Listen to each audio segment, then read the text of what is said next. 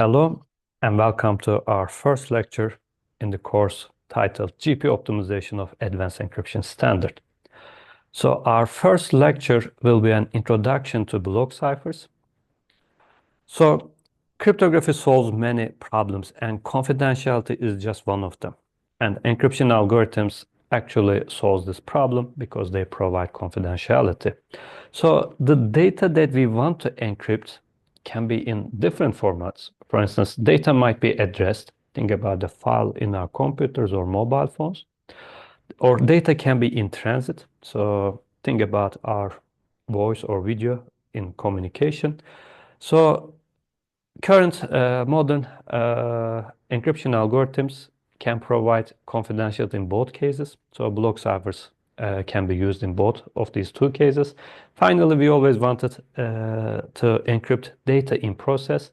Think about giving your data to cloud, but you want to keep it secret, but also want the cloud service provider to perform operations on the encrypted data.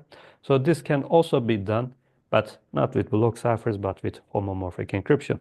So it doesn't matter if our data is at rest or in transit, we can use block ciphers to encrypt them. So let's talk about some basic definitions, actually talk about some basic notations first.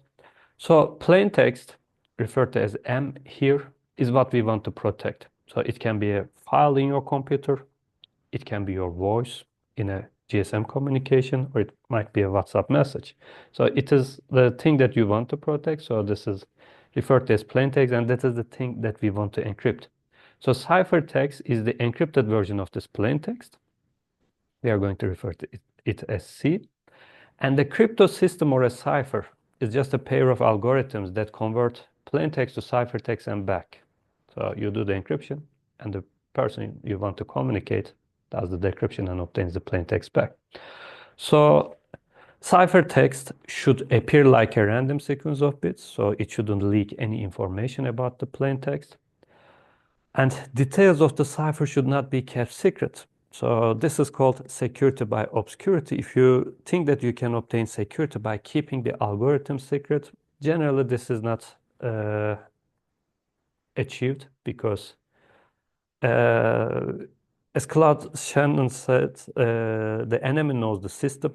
There's also the three B's of cryptography: bribe, burglary, and blackmail. So people can always get the specific details of the algorithm somehow. So we try not to keep this algorithm secret. So in this picture, this is our encryption algorithm.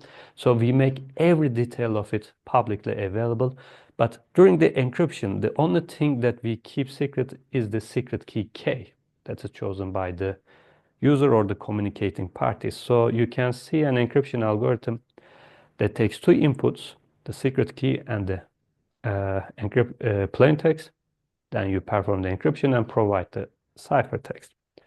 So in asymmetric key cryptography or public key cryptography, the encryption key and the decryption key are different. But in symmetric key encryption algorithms, this key is used for both encryption and decryption. And this is the area that we are going to focus on this lecture. So M is the plain text that we want to encrypt.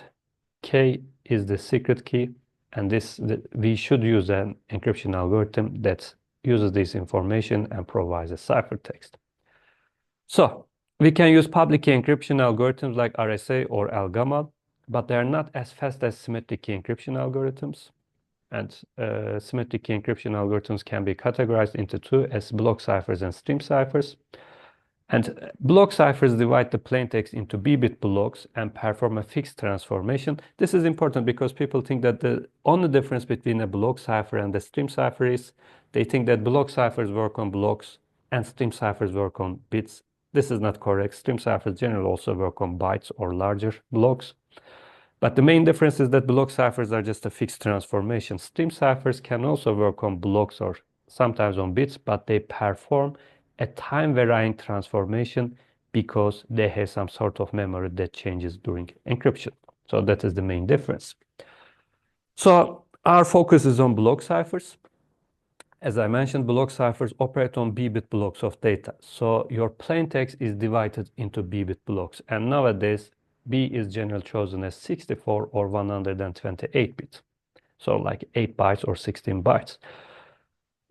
So instead of designing an algorithm that works on variable length input, we focus on dividing them into B-bit blocks.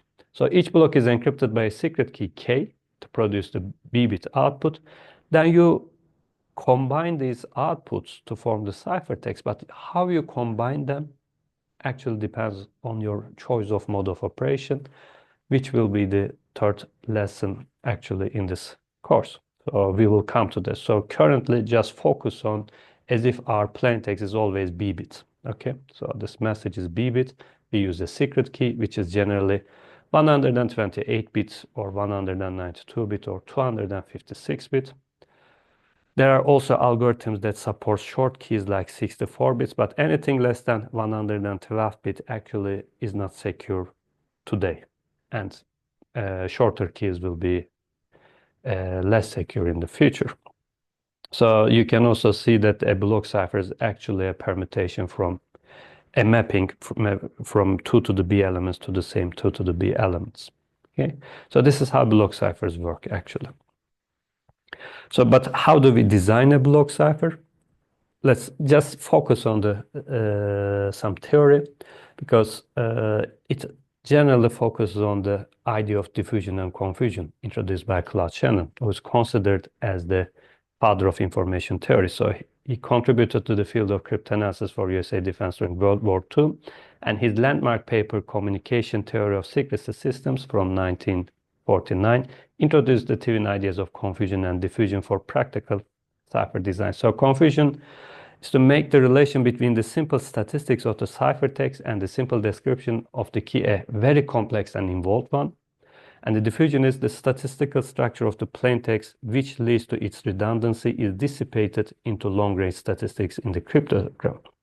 So note that these concepts are not something measurable. They are just absolute concepts.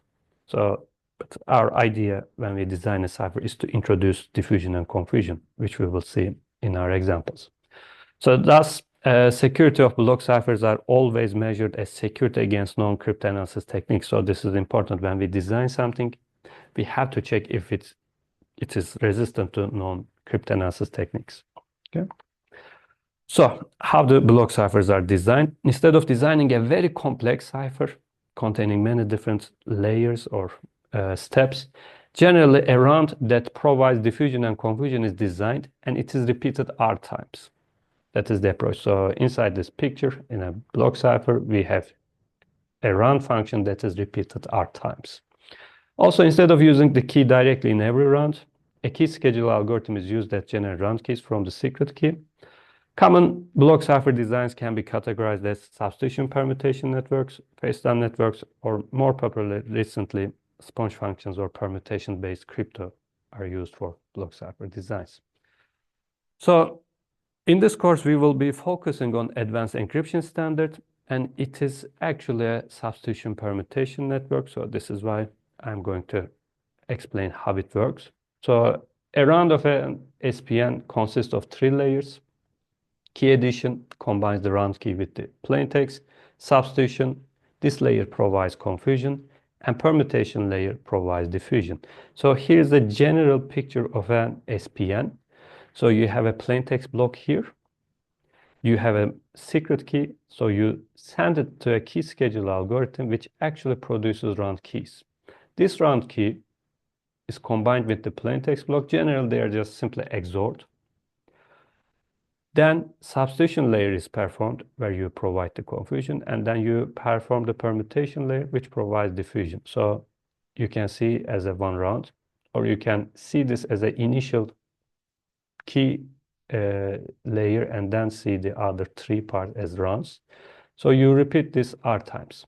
You start with a round key layer and finish it with a round key layer, because if the enemy captures the ciphertext, and we in cryptography assume all the time that the communication channel is insecure, so everybody captures the ciphertext.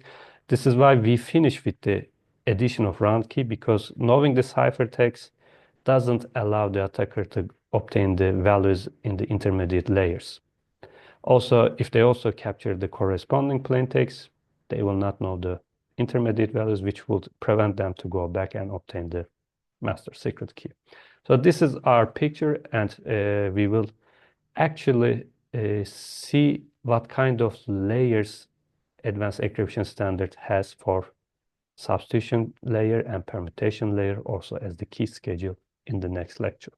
So we have seen the basic introduction for block ciphers. So next time we will talk about an example for a block cipher, the most famous one, Advanced Encryption Standard. So AES is an SPN type block cipher. It is responsible for most of the world's encryption.